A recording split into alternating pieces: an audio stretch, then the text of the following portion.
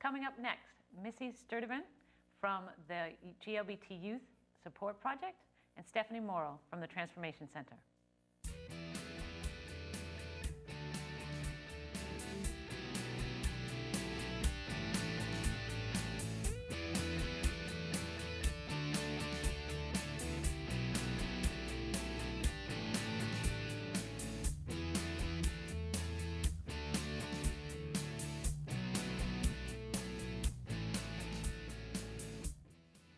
Good afternoon and welcome to Picking Up the Pieces, where we dare to persevere and we help young adults reach their full potential.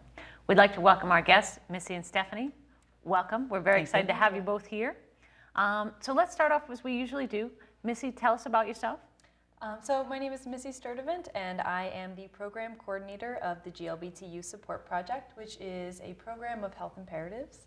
And in my past, I've also worked at Waltham House, which is a GLBT youth home, group home that is run by the Home for Little Wanderers. And I'm a Somerville resident, and I also lead a youth group at a church in Sudbury, Memorial Congregational Church. Great. We're happy to have you here. Thanks. Welcome. Stephanie, tell us about yourself. Yes, my name is Stephanie Morrill. I work with the Transformation Center. I am in the statewide young adult coordinator. I use my lived experience as a person with a mental health condition and as a GLBT youth to empower and inspire hope with youth across the state. Fantastic, fantastic. We're very excited to have you both here. So let's talk about the GLBT Youth Support Project. Mm-hmm. So it was actually started in 1996, and since then we've been leading trainings across the state and even across the country. We've gone as far as Hawaii. Cool. I didn't get to go myself, but I was other going to people say, have. that'd be fun. And so we provide training and ongoing support for educators or health and human service workers, anyone that works with youth. And we give them training on cultural competency for working with GLBT youth. And why is this youth training so important? It's really important. What just came out was the Massachusetts Youth Risk Behavior Survey for 2011, and it had some kind of troubling statistics, one of which is that GLBT youth are almost 8 times more likely to attempt suicide in the past year than heterosexual youth. And that number's gone up, and they're kind of looking around it. It's a little different than it was before. It's a it's a high really rate. scary high rate, and so they're kind of seeing why that might have changed. So they're not totally sure what to say about it until the 2013 statistics come out. But so that's a really important statistic to know. Also, between 20 and 40% of homeless youth are actually identify as GLBT, and a lot of those youth have been kicked out of their homes because they've had problems with their families and identifying as GLBT. Wow, and that is I know the Department of Mental Health, who sponsors our show, is really looking at GLBT homelessness, because they're looking at homelessness in general, especially of youth, because it's very troubling for young adults to be out of a home so early, and they're really now focusing on the GLBTQ population because leaning towards the 40% is such a scary statistic, because if you don't have a safe place to be, how can you develop? Your mental health is at stake, your overall well-being is at stake, your overall emotional health as well. So they're really focusing a lot of resources on that, which I think is really important. So that's terrific. Yeah, absolutely. So we have started doing trainings with the Department of Mental Health, and it's been really wonderful. And we're going around all over Massachusetts and doing trainings for employees of the Department of Mental Health. Fantastic. Yeah. That's really important to really help people. How do they respond in the best way? And we'll talk a lot more about that. Yep. But first, let's talk a little bit about, you're a peer leader, Stephanie. What does that mean, and why is it so important? So what peer leader means to me is I use my experience as a child in the system, DMH system, receiving services, and I use that experience, and also as an identified GLBT youth, I use my experiences of my past and current situation to help youth going through what I was going through. And so I use a lot of my personal recovery story, I use a lot of things that I've been through, things that have helped me, and try to help youth across the state. And between doing groups, it's really rewarding work. So That's great. fantastic. Fantastic. And why is it so important to have a person with lived experience, especially youth respond so well to other youth who have had lived experience? Why is that connection so important? Why does that resonate so well? Yeah, thank you. So it's a lot of it has to do with feeling heard, and people with lived experience and people that have been through some of the things that youth face as GLBT or people with mental health conditions. You feel understood by someone who's a peer, someone who's been through it, has been hospitalized, has had questions with identity in themselves, tough family relationships. So in that situation, to talk to someone who's been through it and kind of mentor and help you get through it yourself is a lot more helpful than providers or doctors necessarily. Not saying they're not helpful, but someone who's been through it is definitely more influential in the youth's life. Yeah, no, I think that's a critical piece because trainings, I love trainings. Anyone says go to a training, say sign me up, I'll go, no matter what it's about. I love trainings. But there is such a powerful piece when someone says, I've been there, I've done that, exactly. I can speak to it. Not exactly because no one's experienced it the same, but to really be there. And specifically in the GLBTQ kind of world, how do you think that helps you be a peer leader? Why do you think that's important to be out and be a peer leader? Yeah, I think growing up, I felt very ashamed based on some of my family's values and opinions, and being a GLBT youth and growing up and just knowing what it's like to be a child and being confused and ashamed and not really sure of your identity and what you're going through, whether it's right or wrong or anything like that. And I just think it makes me more culturally sensitive and very empathetic and sympathetic to what people go through as a child and young adult to help me in my work today. Right, really helps you relate and say, you know, I understand what it might be. It might be hard to tell your parents, and it might be hard to reconcile your feelings with what you were brought up with and what you know today. Right. So it would be really helpful for people to be able to kind of be a sounding board for them and be an empathetic listener. Right. So that's fantastic. Really important. And I think the training piece is important. As I say, I think they work hand in hand. And let's talk a little bit about for people, what do the trainings cover? Because you're going out to all the providers, many of the providers in the Department of Mental Health. So we do a lot of, we start off with kind of getting people to understand the difference between identity and expression. And so we talk a lot about that and how that works for youth and what it feels like to not be able to fully express your identity. That can make a big toll on someone's mental health and feeling of safety. So we talk a little bit also about some of those statistics that I was saying, and we break down what those identities all mean, and then we go into really looking at resiliency and what kind of skills youth already have and the strengths they already have and how you can help build those rather than focusing on all the things that are going wrong. That's what we usually cover in our trainings. Absolutely, and I think youth really respond to that. Like you say, all right, you're fantastic at this, you're doing well at that, and we need to move you forward. I mean, that's the great way you manage people in an organization. You don't say, oh, you're horrible at that, let's fix it. But let's build on your strengths. If you're fantastic at sales, let's run with that, and we'll minimize the tasks that you're not as great with. And youth really respond to a positive approach, and you work a lot with people kind of saying, well, this is what the youth is doing well. How do we expand on that? How do we help them develop that? And when you can connect with the youth and figure out what they want, you just have to stand out of the way because they just need the behind the scenes support. Absolutely. So that's fantastic. Now, I'm sure you encountered some resistance too. What are some of the challenges that you hear from the trainees? So a big challenge is a lot of times people are just really nervous about what language to use. So we cover a lot of the language, and one thing that we also really focus on is that you already have these skills to work with youth. Yes. So you already have them, so trusting in yourself, and if you trip over language or necessarily don't use the right language, it's totally okay. And that's something that you can educate yourself on, and you're on a journey, because cultural competency is, you're never fully culturally competent. It's something you're always building on. Right, I'm on a cultural competency committee, and we even struggle with the term cultural competency, because you're not like, okay, I know all Scottish people, great. It just doesn't happen that way.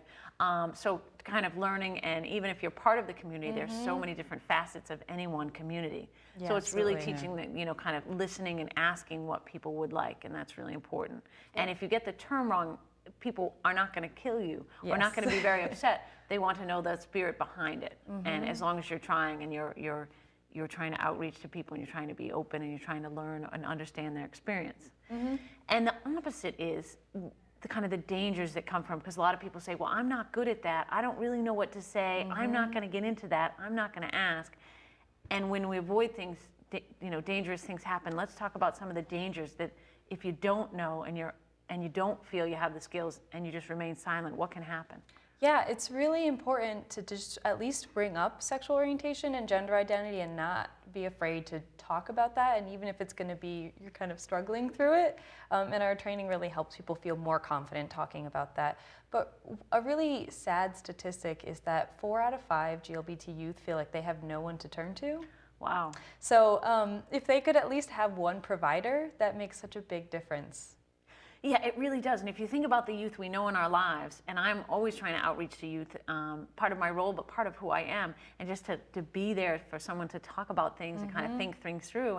And imagine to not have a single person that you could relate to, that you could tell, hey, you know, I'm struggling with this, or I have a question about that. And to not have any contact like that is really scary. And a provider should really be concerned about that and figure out, well, how do I, it might not be within your comfort zone, but how do you step beyond this? The trainings are a great way, and resources, we'll talk a lot about that. Yeah. Let's stop for a minute. I would love to show your website, because that has all your contact information. Yes. And that's got a lot of links to a lot of different resources. So if we could look at the Healthy Imperatives GLBT Youth Project, GLBT Youth Support Project website, and then people can look at that and kind of see, have a lot of different, where trainings are coming, what resources are there, and a lot of useful information. So I'm sure we'll put up that graphic shortly. As David's kind of putting that graphic up, let's talk about, Stephanie, from your perspective, what do you look for in supportive providers, and what kind of providers have been supportive to you or not? Okay, so when I look to providers for support, definitely things that stand out to, or have stood out to me, such as like logos for GLBT youth, like the rainbow, or things like that. Just lets them know if they're coming in, or like when I come in, you know, it's a friendly zone. It's not unsafe. It's a safe place to talk about that.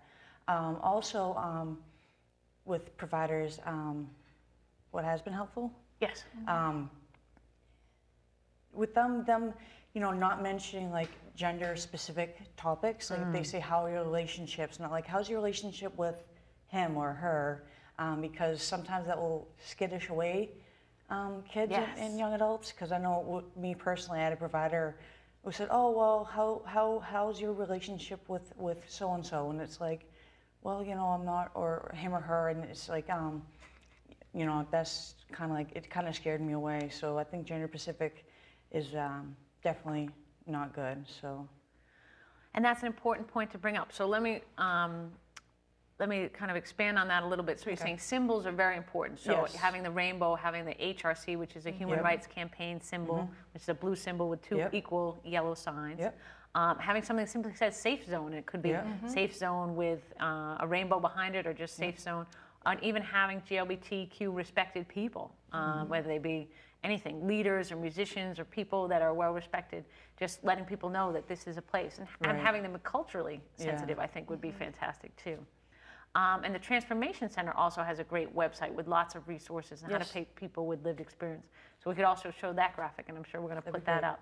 And just kind of all different resources. They have both trainings for young adults with lived experience and all different levels of people with lived experience. Yes. So that's important. And then thinking about providers, you're talking about not having gender-specific language. So that I once worked with a young man, and he was a good friend of mine, and he told the story of how when he was a young man, he went to college, and he was having a difficult time, and he fell in love with another young man, and he was a young African-American man. And he went to the campus counseling, and he went to talk to them, and he said, you know, I'm really distraught, things are going bad, I'm not eating. And the counselor said, what's her name? And the kid just gulped, and his face kind of like went flush, and he was like, he didn't know how to say, like, I had this relationship with another young man. Right. And from that point on, he felt he couldn't disclose, because it kind of was in the records that it was a girl, and he felt kind of trapped, and then he didn't know what to do, what to turn to next. So then they also put him, then he became much more isolated, and he became much more depressed, and then they put him in a group home. The group home wasn't with any young adults, it was with older individuals who he didn't connect with, who were not as far along in their lives, in their recovery, as he could connect with. And so he was really feeling isolated. So then, and then he had some suicidal attempts, because he really felt like he had no one. And it was really that statistic. He had no one that he could connect with, no empathetic, no supportive person. And he actually did some trainings with DMH, and he went out and told people his story, and people were like, wow, because it really brought home the consequences of not having that one person and not being able to say.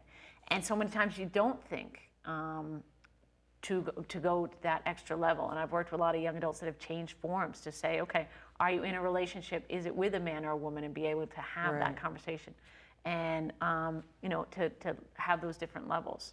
And a key piece that people don't understand is individuals who are transgender.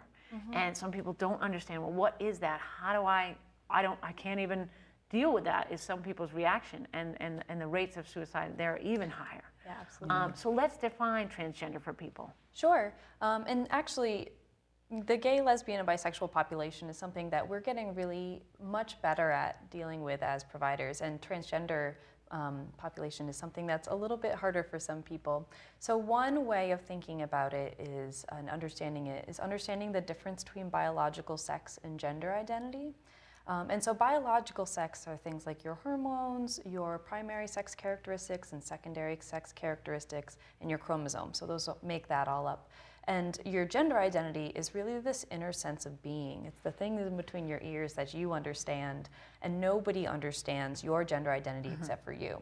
And so when your biological sex doesn't necessarily match up with your gender identity, which for most people it does, that's what we would call transgender. So if you were born and the doctor said, hey, this is a little boy, and you grow up and you, after really getting to know yourself, say, actually, I identify as a woman, we would call that person a trans woman or a transgender woman or a woman. And the same goes the other way. So if you have a baby and the doctor says, hey, this is a girl, and you grow up and understand that you are actually a man, that person is a trans man or a transgender man or just a man. Great, that's a helpful way to think about it. Biology versus the way you think about yourself, because it can be different perceptions. And there are, I think you're right, we have come a long way in kind of understanding and gender roles in this country. You know, kind of, there's not as many limitations as, you know, 40, 50 years ago. It was very rigid roles. I have a good friend who was brilliant, and her parents would not pay for her to go to college. It wasn't even an option, which, you know, kind of today is unheard of for a young woman, thankfully.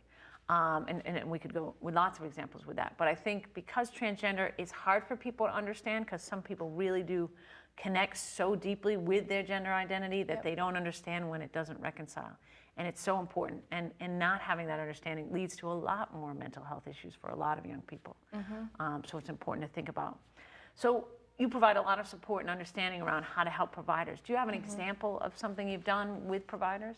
Yeah, so I've been doing trainings all over the state, and I've been doing these trainings for a year. I've been with the GLBT Youth Support Project, and I was working with an organization in Lynn that manages some group homes, and they were really dedicated. Like a lot of the places I go, they said, you know, we have these people who are our clients, we really want to support them, but we're not totally sure.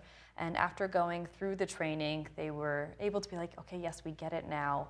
And we get what we can do to support these clients. And what's great is that they were able to contact me, because we provide ongoing support and technical assistance. So they were able to contact me and say, okay, so we're doing pretty well, but we have this one question about how we can serve her. And so I was able to give that support to them and answer questions. So it's really good. So a training is not just the end. It's really good to be able to go and get more support and have someone you can ask more questions to. So right, to have that resource behind it, kind of a training and consultation, because you can go to a training and it opens up lots of questions and lots of ideas, and then you get into helping someone, you're like, well, I'm lost, and this person might not be in the space to advocate for yourself. Stephanie's at a place where she can really articulate her needs and tell other people and support other people and be a leader and a role model. But a lot of the young people that are in some of these programs are not in the place where they can say, hey, I need you to use this term, or it's really important to use this, you know, place, or I have access to this bathroom, or things like that. They're really in a difficult place. So it's really important to have that ongoing support as a key piece. And let's talk about kind of other ways. What other ways could providers be supportive, Stephanie? What kind of things do you look for? Have you had any providers that have been particularly supportive who you could highlight? Yeah, I've had some actually supporters in DMH, case management.